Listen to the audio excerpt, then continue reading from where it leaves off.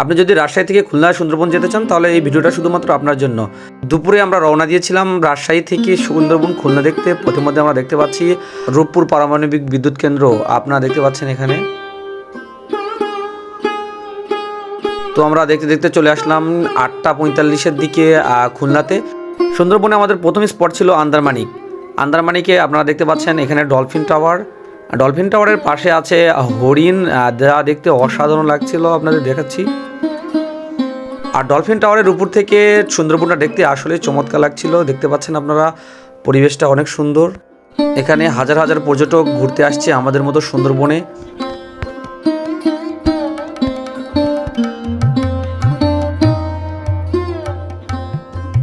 Hello, শুভ সকাল বাংলাদেশ। আমরা আছি বর্তমানে খুলনা জেলায় সুন্দরবনে।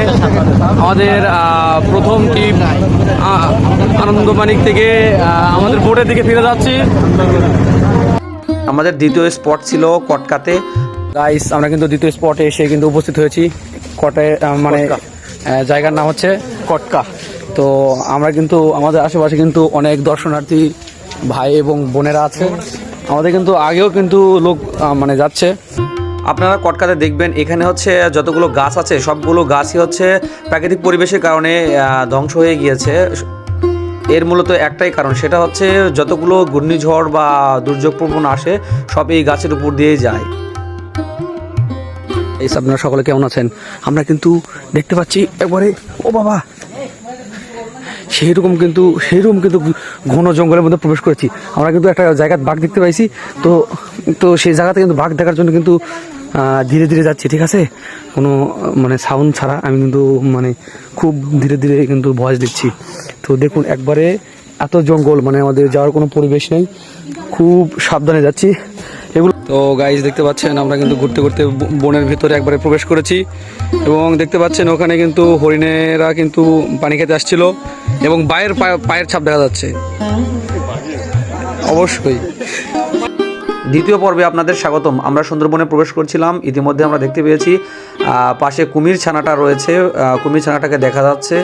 আপনারা আশেপাশে প্রকৃতি দেখলে বুঝতে পারবেন যে বনটা কত ঘন। আমাদের তার পরবর্তী স্পট ছিল হচ্ছে জামতলা সি বিচ। আর জামতলা সি বিচে দেখতে পাচ্ছেন অসাধারণ কিন্তু ভিউ। এখানে দেখতে পাচ্ছেন আপনারা বঙ্গোপসাগরের ঢেউগুলো আস্তে আস্তে পড়তেছে, যা গর্জন আসলেই অনেক সুন্দর। এখানে ছবি এবং ভিডিও করার জন্য মারাত্মক একটি স্থান সেই জামতলা সি বিচ। এবং সেদিন রাত্রে হালকা গানের আসর হচ্ছে, আপনারা দেখতে পাচ্ছেন অপরূপ পরিবেশ।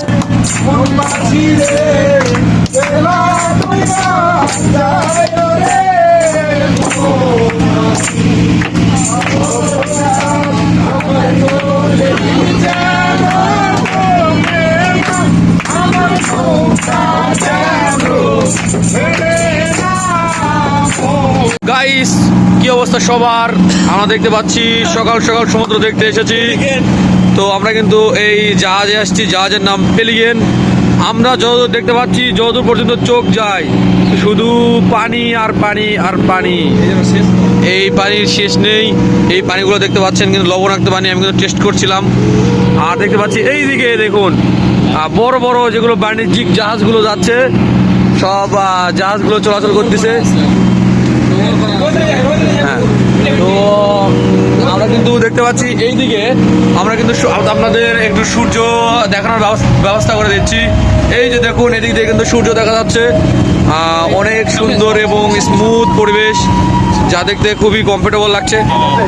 গাইস, সমুদ্রের আগ থেকে আপনাদের একটু হালকা হালকা ভিউ দেখাচ্ছি এবং দেখতে পাচ্ছেন শুধু পানি আর পানি।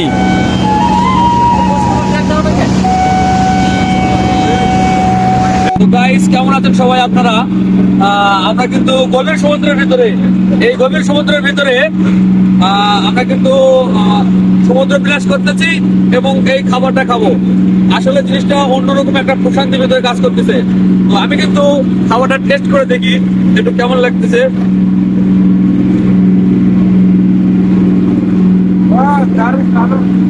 আসলেই অনেক সুন্দর খাবার, একবারে মনে হবে না যে আপনি বাইরে আছেন, মনে হচ্ছে যে বাড়ির খাবার খাচ্ছি আমরা।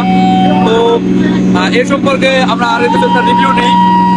আমার ভাতটা কেমন লাগছে? অমৃত অমৃত অমৃত। আউশাদ বলো কেমন লাগছে খাবার?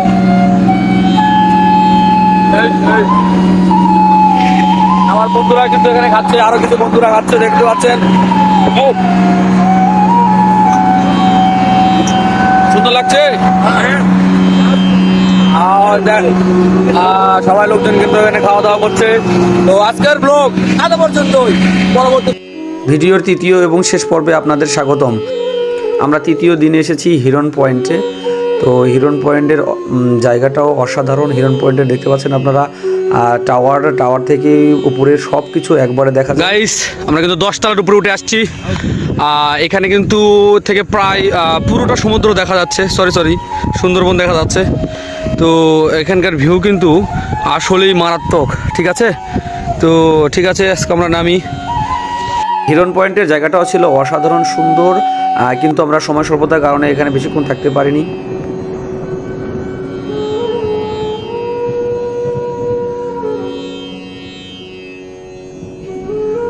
এখানে বর্তমানে আপনারা দেখতে পাচ্ছেন শুটকি পল্লী বা ডিমের চর যাকে বলে।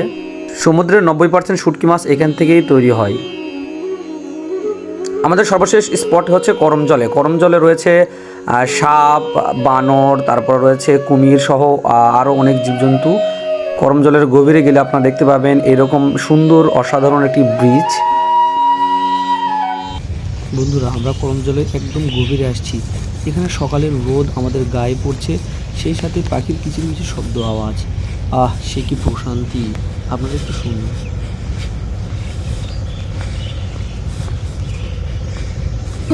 তো দেখতে দেখতে আমাদের বিদায় বেলা বেজে গেছে। আমরা আস্তে আস্তে চলে এসেছি খুলনাতে। আমাদের এখন চলে যেতে হবে। আপনারা সকলে ভালো থাকবেন। ভিডিওটা কেমন লাগলো অবশ্যই জানাবেন। একটা জিনিস দিতে ভুলে গেছি, সেটা হচ্ছে খুলনা বাজারে আপনারা দেখতে পাচ্ছেন রূপচাঁদা মাছ, তারপরে দেখতে পাচ্ছেন চিংড়ি মাছ। এগুলো অধিকাংশ মাছই বিদেশে আমদানি করা হয়। এখান থেকে বৈদেশিক মুদ্রা অর্জন করা হয়, যা দেশের জন্য অত্যন্ত ভালো।